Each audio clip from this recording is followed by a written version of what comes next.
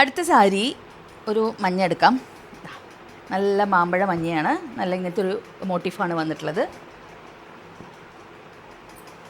ഇതിനും ചെറിയൊരു കോപ്പർ കളറുള്ള ഒരു ബോർഡർ വന്നിട്ടുണ്ട്. ഇതൊക്കെ കോപ്പറിലാണ് കേട്ടോ വന്നിട്ടുള്ളത്. ഇതാ ഗ്രീനാണ് മുന്താണി വന്നിട്ടുള്ളത്. ഗ്രീൻ ആൻഡ് യെല്ലോ ആണ്. ഇതാ ഈ കളറാണ് ബ്ലൗസ് പീസ്. ഇതാണ് കോമ്പിനേഷൻ. ഗ്രീൻ ആൻഡ് ക്രീം കോമ്പിനേഷനാണ്.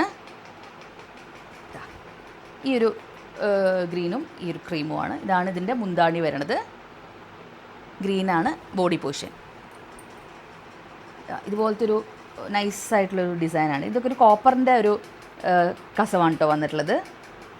ക്രീം തന്നെയായിരിക്കും ബ്ലൗസും, കോൺട്രാസ്റ്റ്. ഇതാ ക്രീമാണ് ബ്ലൗസ് വന്നിട്ടുള്ളത്. ഇനി ഞാൻ കാണിക്കാൻ പോണത് ഇപ്പോൾ തന്നെ കാണിച്ചതിൻ്റെ നേരെ ഉൾട്ടയായിട്ടുള്ള കളറാണ്. ഇതാ cream body and green combination. Same ഡിസൈനൊക്കെയാണ്. ഇതാ ക്രീം ബോഡി ആയിരിക്കും, അതേപോലെ ഗ്രീനാണ് ഇതിൻ്റെ മുന്താണി. ഈ ഗ്രീൻ തന്നെയാണ് ബ്ലൗസും വരിക. ഇതാ ഗ്രീനാണ് ബ്ലൗസ്. അപ്പോൾ ഇനി അടുത്ത കളറ് ഇതാ ഒരു ഓറഞ്ചാണ്. ഒരു ഓറഞ്ച് പീച്ചിഷ് ഓറഞ്ച് എന്ന് പറയാം. ട്രീ ഡിസൈനാണ്. ഇങ്ങനെ പിടിച്ചാലേ ശരിയാവുള്ളൂ. ഇതാ ഒരു ട്രീ ഡിസൈൻസാണ്. ഇതിൻ്റെ